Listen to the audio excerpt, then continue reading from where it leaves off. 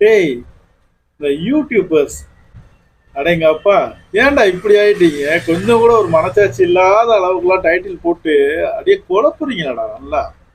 இப்போ ஒரு ரீல்ஸ் பார்த்துட்டு இருக்கும்போது ஒருத்தர் டைட்டில் போட்டிருந்தான், அதாவது தல அஜித்துக்கு ஈக்குவலா பெர்ஃபார்மன்ஸ் பண்ணக்கூடிய ஒரு இன்ஸ்டா ப்ராப்ளம்னு போட்டிருந்தான். இன்ஸ்டா பிரபலமா? அது ப்ராப்ளம் தான்டா டேய். அந்த அவனை என்ன கிளி கிளிக்கிறாங்க தெரியுமா? அந்த இந்த தண்ணி பழம் திங்கிறவன் தான்டா.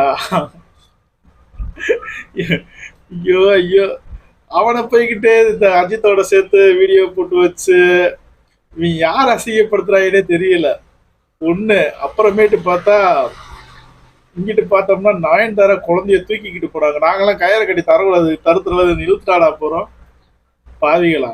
அங்கிட்டு கொஞ்சம் தள்ளி போய் பார்த்தோம்னா, ஏடா ஒரு நடிகர் முக்குனாலும் வீடியோ போடுறீங்க, முடங்குனாலும் வீடியோ போடுறீங்க, கடைசியா இந்த ஸ்மிருதி நாராயணன் பாவண்டா. அது ஏதோ அதனுடைய முயற்சியை முன்னேற்றதுக்காண்டி அது ஏதோ ஒரு வகையில மாட்டிருச்சு பாவம் அந்த பொண்ணு. அதை பயன்படுத்தினவனை பிடிச்சி உள்ள போடுறதை விட்டுவிட்டு, இல்ல 2 பேரும் ஒத்து போயிருந்தேன்னா அந்த பேச்சை விட்டுற வேண்டியதானடா. ஏன்டா அதை போட்டு கொலையா கொள்றீங்க? அது கடைசியில பார்த்தா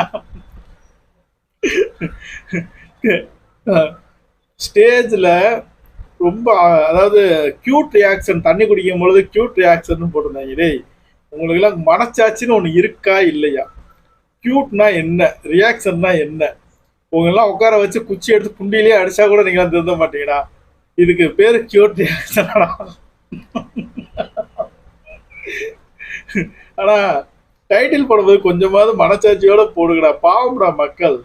நீங்க போற டைட்டில பார்த்துட்டு உள்ள போய் காரி துப்புறாங்க, அப்படி இருந்து திருந்த மாட்டேன்றீங்களா?